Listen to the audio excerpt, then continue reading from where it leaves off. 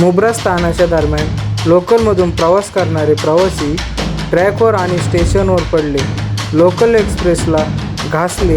3 ते 4 जणांचा मृत्यू तर 5 ते 6 प्रवासी जखमी असल्याची माहिती. महिन्यापूर्वी तक्रार केली होती.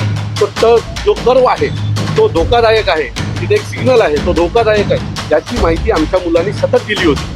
आज जर आम्ही सांगतोय की इथे घटना घडू शकते तर तुम्ही त्याच्यावर उपाययोजना प्रशासनाने करायला हवी. म्हणून मी सकाळपासून म्हणतो की याला जबाबदार प्रशासन आहे. अधिक प्रमाणात गर्दी असल्याने प्रवासी दरवाजावर लटकून प्रवास करत असल्याने घटना घडल्याचा अंदाज.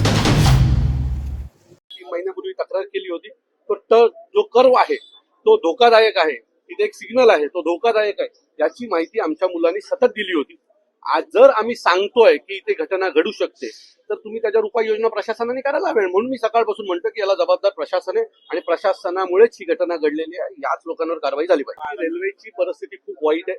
आपल्या मुंबई रेल्वेकडनं फक्त पैसे जमा करायचे काम केलं जातं, त्याच्या व्यतिरिक्त लोकांना काही सुविधा दिली जात नाही आणि मग अशा घटना घडतात आणि अनेक लोकांना जीव द्यावे लागतात. आज एवढी मोठी घटना घडली आहे म्हणून तुम्ही सगळे आलात, नाही तर रोज 1-2 लोक रेल्वेमध्ये पडून त्यांचा मृत्यू होत असतो.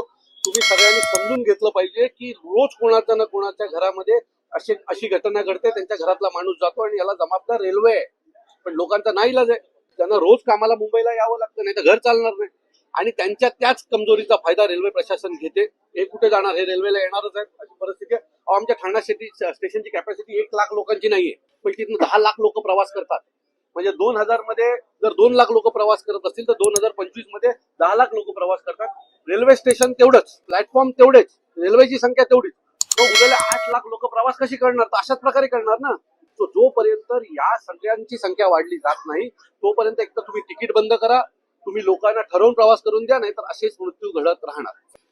मी तुम्हाला सांगतो, यांनी फक्त पैसे कमवले, यांनी लोकांना सुविधाच दिलेली नाहीये.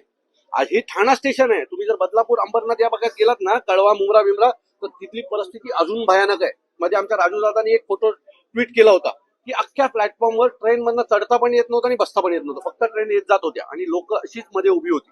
हे सगळं धोकादायक आहे. याच्यावर प्रशासनाने आता लक्ष दिलं पाहिजे, महाराष्ट्रातल्या खासदारांनी लक्ष दिलं पाहिजे, नाहीतर मृत्यूचा तांडव रोज होत राहील. करायचं आहे लाईव्ह कार्यक्रम किंवा आहे कसले आंदोलन, जनसामान्यपर्यंत पोहोचेल आपला हक्काचा आवाज जनतेचा. बातमी व जाहिरातीसाठी संपर्क करा स्क्रीनवर दिलेल्या नंबरवर.